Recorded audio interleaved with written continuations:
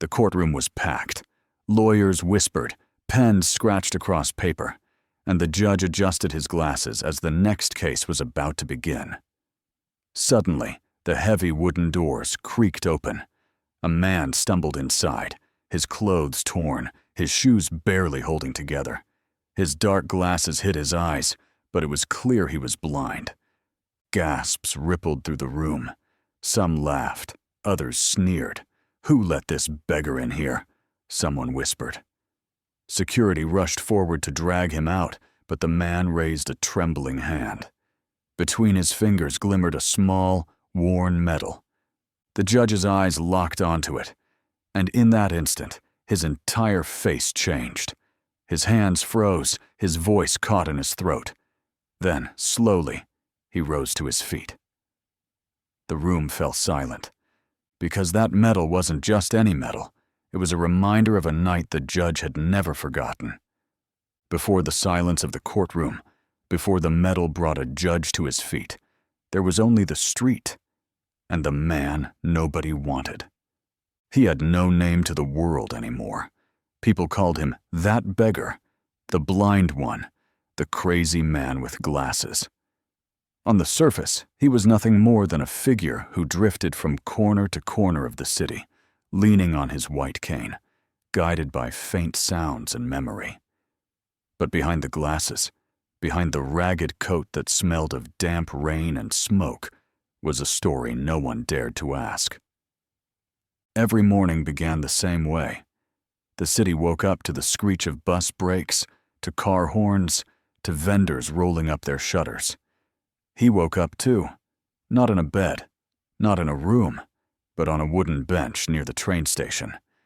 His breath was visible in the cold air, his bones stiff from the stone-hard surface he slept on. He would rub his palms together, trying to summon a bit of warmth, and then, slowly, he would rise. The commuters noticed him, but they never really saw him. Women held their purses closer. Children asked innocent questions like, "Mama, why is he sleeping here?" and were silenced with a sharp tug on the arm. Young office workers walked fast, their shoes clacking loudly, while their eyes deliberately avoided his figure. In their world, he didn't exist. And yet, he knew the city intimately. The sound of the tram bell told him the time of day. The smell of roasted chestnuts told him which street he had reached. He recognized footsteps, the heavy, hurried ones of the banker, the slow, dragging ones of the old postman. He lived among them, but apart. At midday, when hunger became unbearable, he shuffled to the market. Vendors shouted prices for fresh fruit, spices, and bread. He reached out carefully, his hand brushing against apples piled on a stall. The vendor slapped his hand away. "Don't touch unless you pay," the man barked. The blind man bowed his head, whispered an apology, and stepped back. He wasn't angry. He was used to it. At night, groups of teenagers found entertainment in mocking him. They called him names, snatched his cane, or tossed trash near his feet. Once, a bottle rolled across the pavement and stopped by his boot. He bent down, picked it up, and set it neatly in a bin.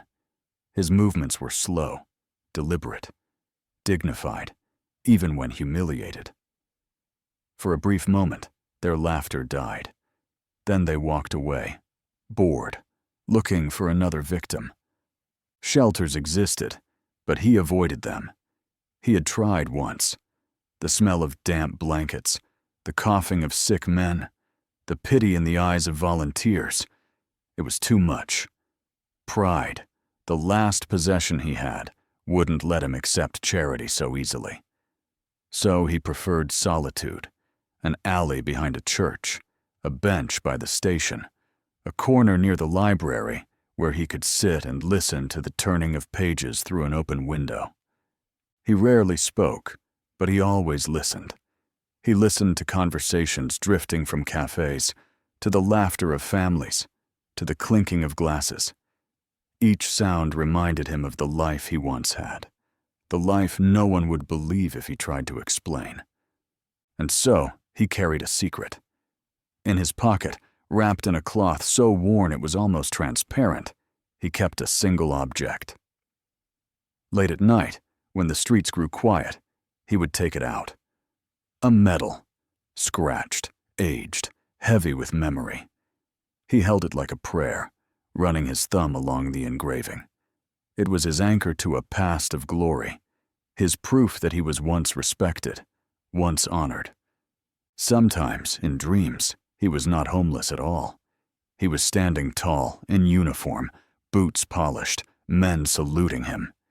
He heard the sound of helicopters, the crackle of radios, the thunder of artillery. He heard his own voice giving commands, calm under fire. He remembered the weight of another man slung across his shoulders as he stumbled through smoke and chaos, refusing to leave a comrade behind. But those memories were shadows now. No one in the present saw that man. They only saw the broken one with glasses, tapping his cane, begging for scraps. The city thought it had buried him, that he would fade into the background noise of poverty and despair. But life has a way of circling back.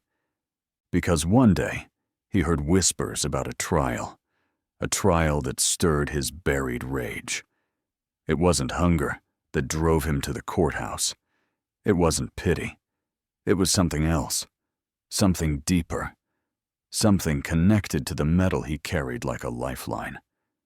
And though the world saw a beggar, a nuisance, a man nobody wanted, soon, inside a courtroom filled with power and pride, they would learn who he truly was. For months, the blind man's life had followed the same rhythm. Mornings on the station bench, afternoons wandering the market, nights curled up in alley shadows. But then, whispers began to drift through the city streets. He first overheard it near a diner, where two men in business suits argued loudly over their coffee. "The trial starts Monday," one said bitterly. "If that man walks free, then justice in this city is finished." The blind man sat nearby, silent, but every word lodged deep in his mind. Later, outside the courthouse steps, he heard a woman pleading with a reporter. "He destroyed families, stole everything, and still thinks he can buy his way out. We need justice.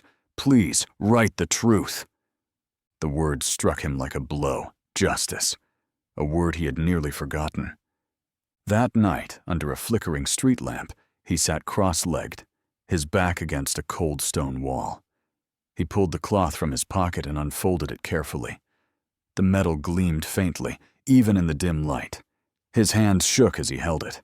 He remembered a promise made long ago, a vow to defend the helpless, to uphold truth, no matter the cost.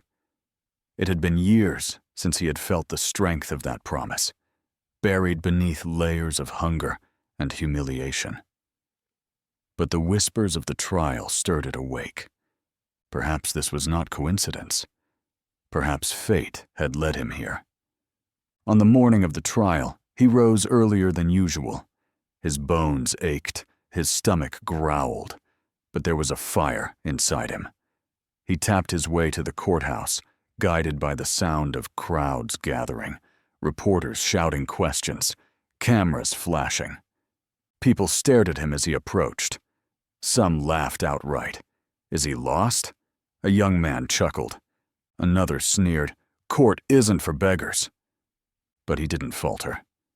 Step by step, cane tapping on the marble stairs, he climbed toward the towering wooden doors. Inside, guards spotted him immediately. Their eyes narrowed. "Hey, you can't be in here," one barked, striding forward. The blind man lifted his chin. His voice was rough, quiet but steady. "I need to speak. I carry something the court must see." The guard scoffed. "You, don't waste the judge's time."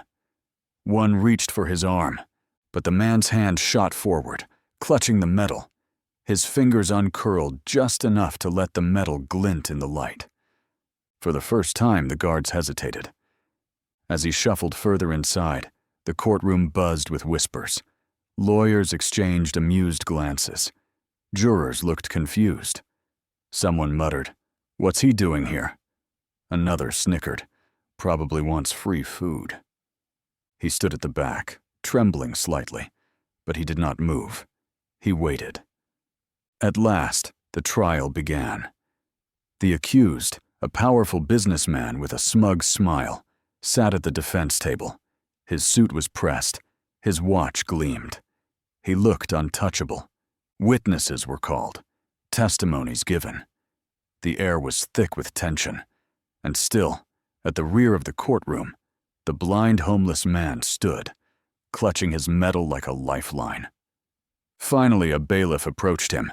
"You need to leave. This isn't your place." The man turned his head toward the sound, his voice firmer now. "It is exactly my place. You may not know me, but the judge will." The bailiff frowned. "The judge?" "Yes," the man whispered, raising the medal higher. "He will know this." The bailiff hesitated again, torn between duty and curiosity. Then, almost reluctantly, he led the blind man toward the front. Murmurs grew louder. People laughed openly now. The defense lawyer leaned toward his client, whispering something that made them both smirk. But then it happened. The blind man reached the center of the courtroom. He lifted his trembling hand, the medal catching the light. And for the first time that day, silence fell. The judge, an older man with years of experience and a reputation for sternness, had been writing notes. When his eyes lifted toward the commotion, they froze. His pen slipped from his hand. His lips parted slightly, but no words came. His gaze locked on the medal, not the man, not the ragged coat or the glasses, but the small piece of metal shining in the stranger's hand. Recognition flickered across his face. A memory buried for decades rushed back, raw and unstoppable. The judge leaned forward, eyes wide, his knuckles white against the bench.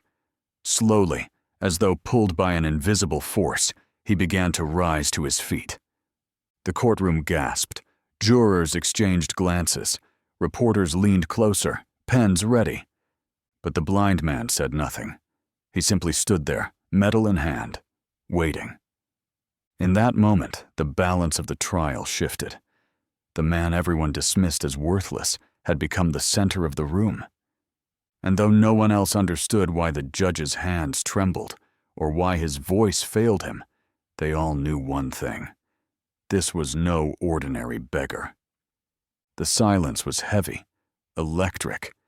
Everyone waited for the judge to speak. And what he would reveal next would change everything. The courtroom was no stranger to outbursts. Over his decades on the bench, the judge had seen tears, shouts, even fights break out in front of him. But never silence like this, the kind that spread like a ripple across the room, freezing every breath, every word. At the center of it all stood the blind, homeless man. His ragged coat hung loose from his thin frame. His white cane leaned against his leg, and in his trembling hand, held high enough for all to see, was a medal. The judge's eyes locked onto it, his brow furrowed, his lips pressed together as if struggling to form words. He leaned forward in his seat, squinting, making sure his eyes weren't deceiving him. He had seen medals before, dozens, perhaps hundreds over the years. He had attended parades, honored veterans, even awarded medals himself in his time as a younger officer. But this one was different. His throat tightened. His hand, still resting on the desk, began to tremble. Memories flooded back, uninvited. The weight of smoke in the air, the thunder of explosions in the distance, the cries of men calling out for help, and through it all, a figure moving with fearless determination, dragging wounded soldiers through fire and chaos. The medal he was staring at wasn't just decoration. It was that medal. The one awarded for an act of bravery that had saved lives on a night the judge could never forget. But no one else knew this. To the rest of the courtroom, It was nothing more than a strange interruption. The defense lawyer scoffed. "Your Honor, with all due respect, must we really entertain this circus?" His voice dripped with arrogance, but even he noticed the judge wasn't listening. The prosecutor glanced uneasily at the bench, whispering to his assistant, "Why is he staring at him like that?" Reporters scribbled furiously, their eyes darting between the ragged stranger and the judge. Jurors shifted in their seats, whispering. Only the blind man stood still, medal in hand, silent. The judge rose slowly to his feet. The creak of the wooden bench echoed through the courtroom. All eyes followed him. He adjusted his glasses, his face pale. For the first time in his career, his authority slipped. He tried to speak, but the words faltered. "That medal. Where did you—" His voice trailed off. The courtroom erupted in confused murmurs. The blind man turned his head slightly, his dark glasses reflecting the judge's face. His voice was soft, steady. "You recognize it, don't you?"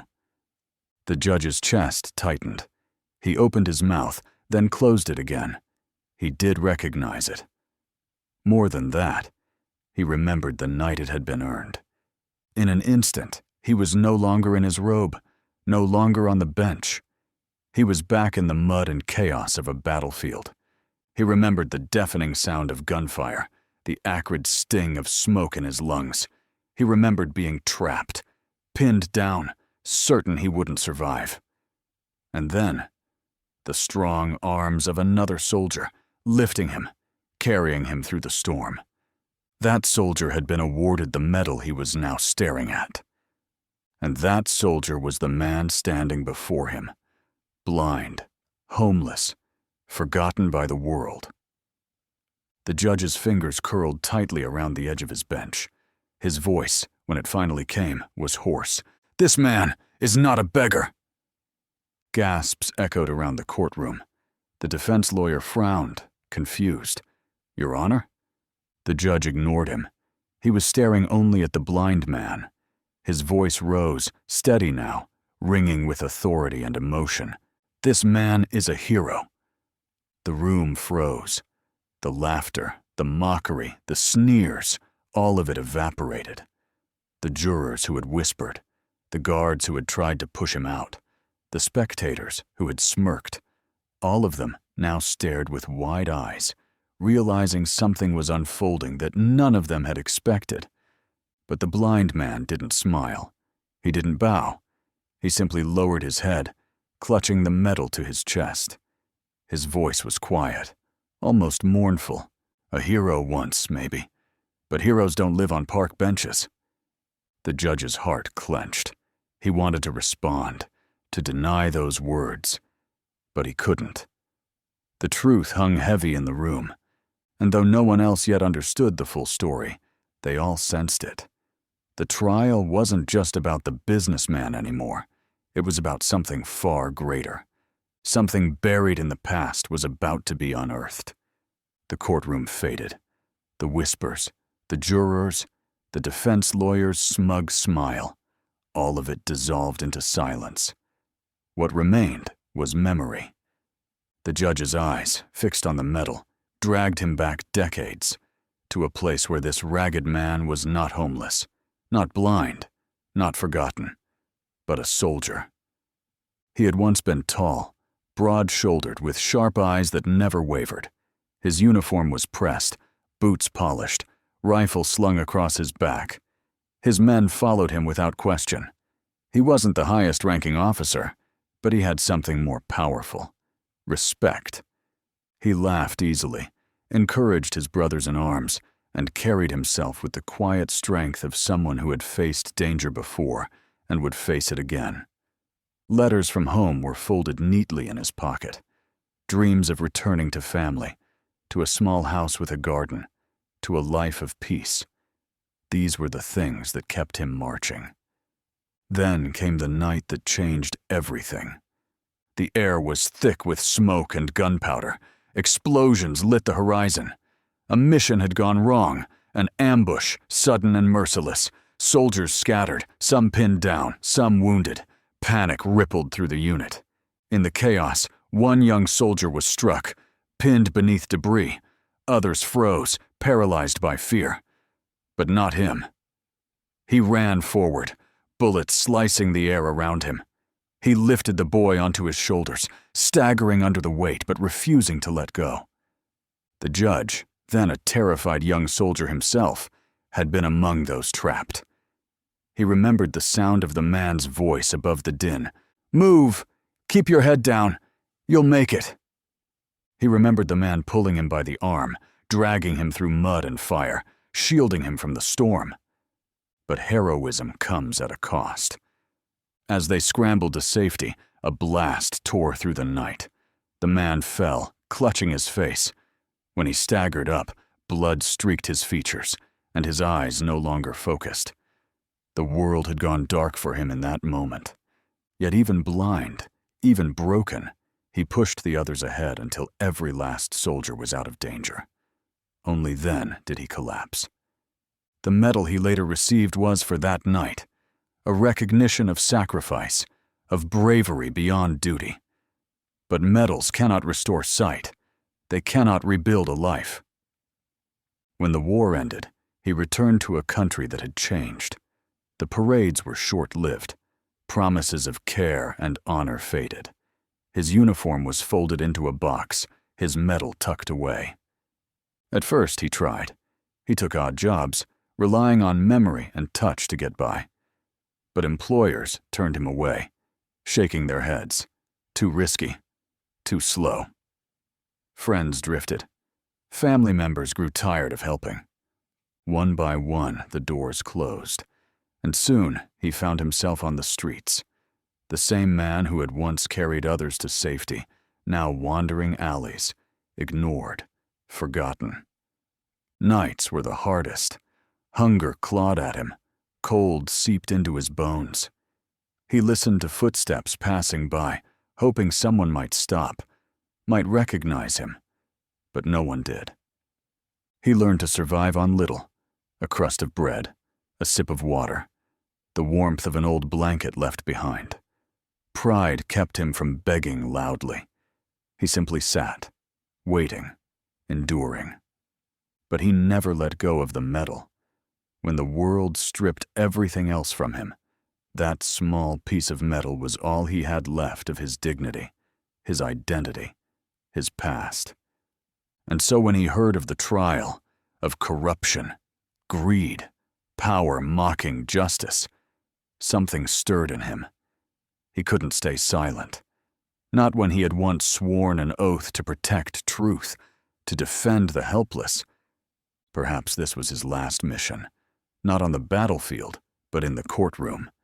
And now here he was, standing before the very judge he had once saved, medal in hand, demanding to be seen not as a beggar, but as the man he truly was. The judge blinked, memory snapping back to the present. His chest rose and fell heavily. His eyes glistened. The homeless veteran lowered the medal, his voice trembling but resolute.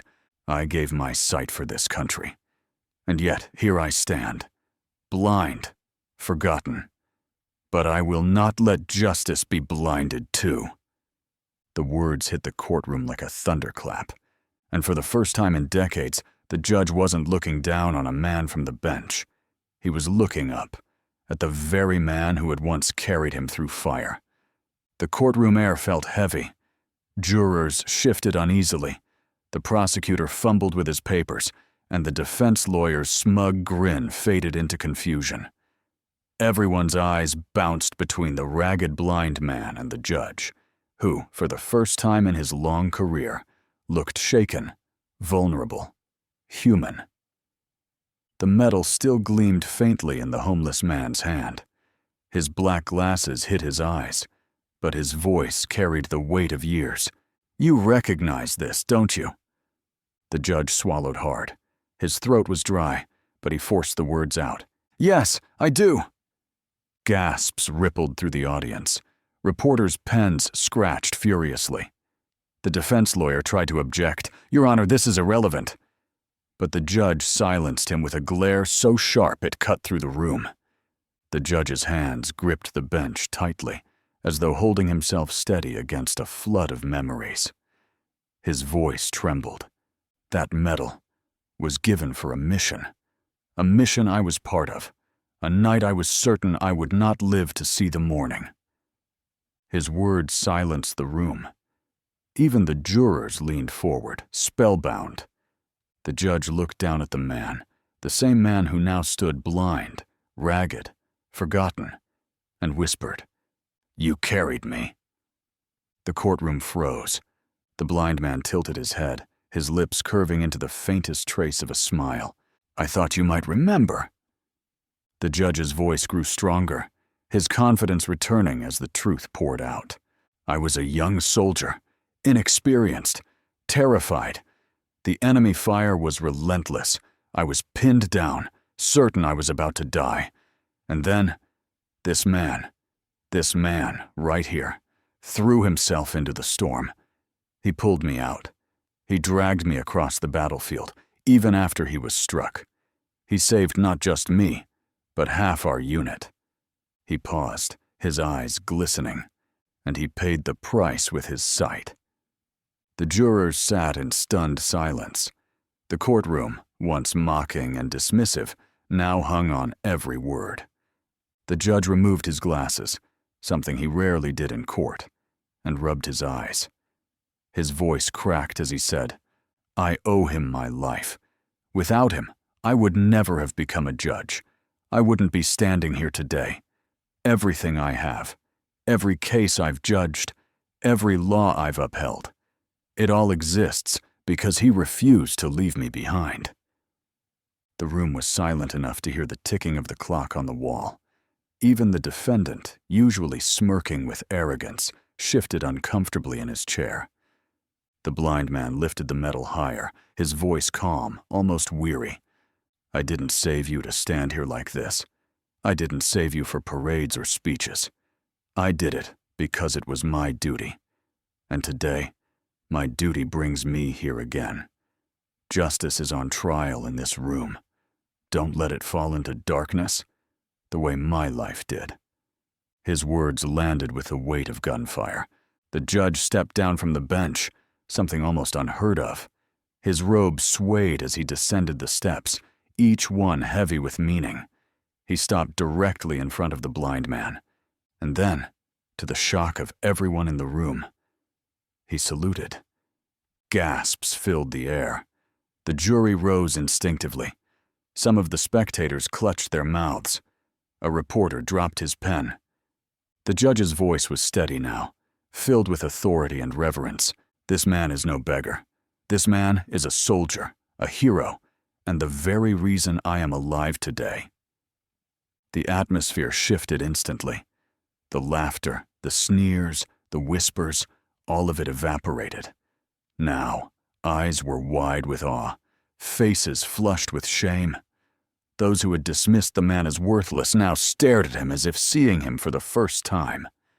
The defendant clenched his jaw, realizing the trial had slipped out of his control. The blind veteran lowered his medal and whispered, "I'm not here for myself. I'm here for the truth." The judge nodded solemnly, his eyes locked on the man who had once carried him through fire. And with that, the trial was no longer just about corruption. It had become a battle for honor, justice, and redemption. For a moment, the courtroom felt like a different world. The defendant's smirk had vanished. The jurors sat stiff, their hands clasped in front of them. Even the reporters who had been scribbling furiously now lowered their pens, almost afraid to break the silence. The blind veteran lowered his medal, gripping it in both hands as though drawing strength from the cold metal.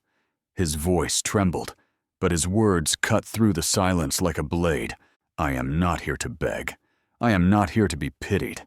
I came here because justice is on trial, and justice must not lose today." The businessman at the defense table shifted in his seat.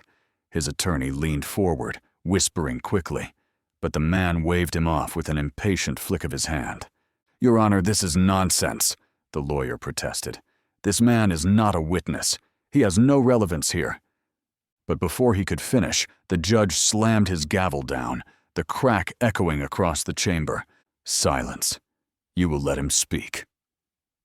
The defense lawyer froze. Never in his career had he seen the judge this fierce, this commanding. The defendant leaned back in his chair, trying to recover his composure, but his eyes darted nervously toward the veteran. The blind man steadied himself, planting his cane firmly before him.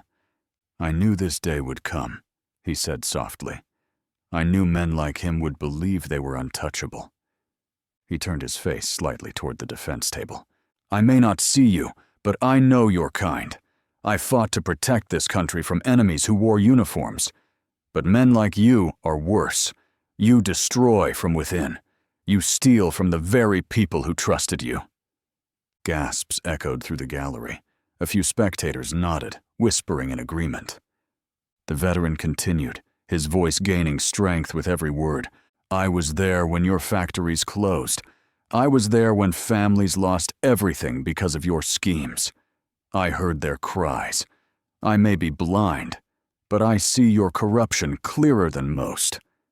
The judge stood tall, no longer the distant figure of authority, but a man visibly shaken and inspired. He turned to the defense lawyer. "Do not interrupt again. This testimony will be heard." The lawyer slumped back, defeated. The defendant's face turned red with rage, but he remained silent, his jaw tight. As the veteran spoke, the jurors leaned forward, their expressions changing. Some frowned at the defendant. Others exchanged glances, nodding subtly. The tide was shifting, not through legal arguments, not through piles of evidence, but through the words of a man society had dismissed as worthless. One juror wiped away a tear. Another clenched her fist, her eyes locked on the defendant. The spectators who had laughed earlier now sat in shame. The guards who had once tried to push the veteran out now stood straighter, as if guarding a man of honor. Even the reporters sensed history unfolding before them. Their pens scratched rapidly again, capturing every word. The courtroom, once filled with arrogance and laughter, now felt like a sanctuary of truth. The blind man raised his medal one last time, his voice echoing, "This medal is not just mine. It belongs to every soldier who bled for this country. It belongs to every family who sacrificed. And today, I bring it here not for glory, but as a reminder. Justice is not for the rich alone. Justice belongs to the people." The words thundered through the chamber. The judge closed his eyes briefly, as though the weight of those words pierced straight into his soul. The defendant finally stood, slamming his hands on the table. "This is ridiculous. He's nothing but a washed-up soldier, a blind beggar clinging to scraps of the past." The room erupted in gasps. The jury recoiled. Even his own lawyer buried his face in his hands. The judge's gavel cracked against the wood, his voice booming. "Enough! Sit down. You will not insult a man who has given more to this country than you ever could." The defendant froze, his confidence draining away as he sank back into his chair. For the first time, he looked small, cornered, and afraid. The blind man lowered his medal and whispered, "I may have lost my sight, but I will never lose my duty." The words echoed in the silence, and in that moment, everyone in the courtroom knew. The trial had turned. The balance of power had shifted. The man who walked in as a beggar now stood as the voice of truth. The man who sat smug at the defense table now looked like a thief, stripped bare. And though the final verdict was still to come, one thing was already clear. Justice had finally found its witness.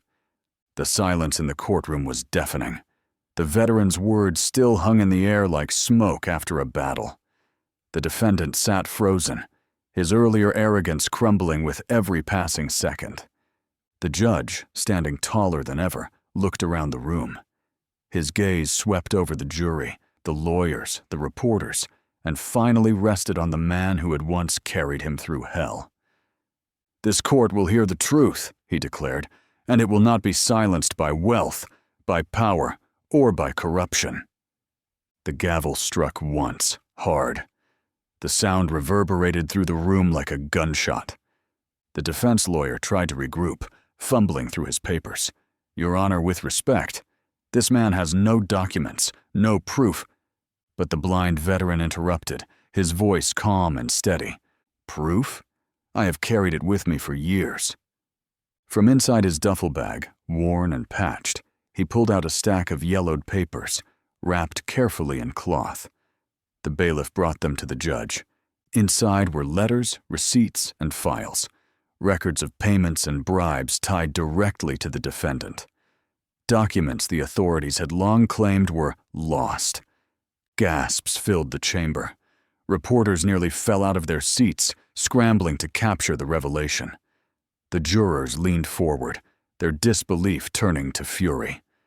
The defendant's face drained of color. His lawyer stammered, These are forged." The judge cut him off sharply. "Enough! These will be entered as evidence. The truth is here, and it will not be buried." The defendant's composure finally cracked. He slammed his fists on the table, shouting, "Do you know who I am? You think you can do this to me? I own this city." But his words rang hollow now. The crowd booed, voices rising against him. The jurors glared with disgust.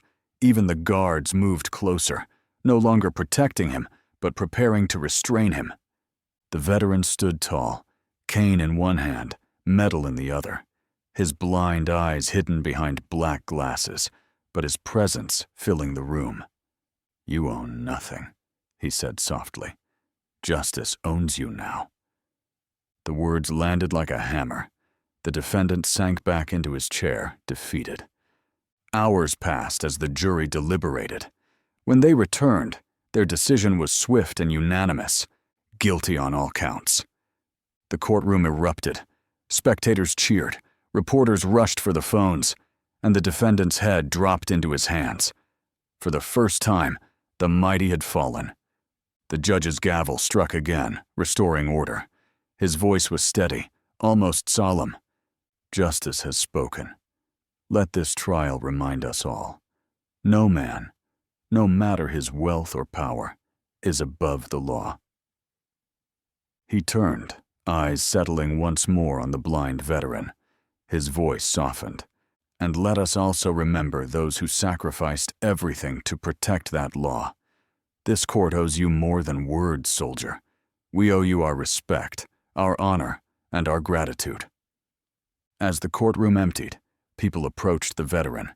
Jurors, reporters, even guards, each one offering their hand, their thanks, their apologies for ever doubting him. Some had tears in their eyes. Others bowed their heads in shame. The judge came down from the bench, standing face to face with the man who had once carried him through fire. He placed a firm hand on the veteran's shoulder.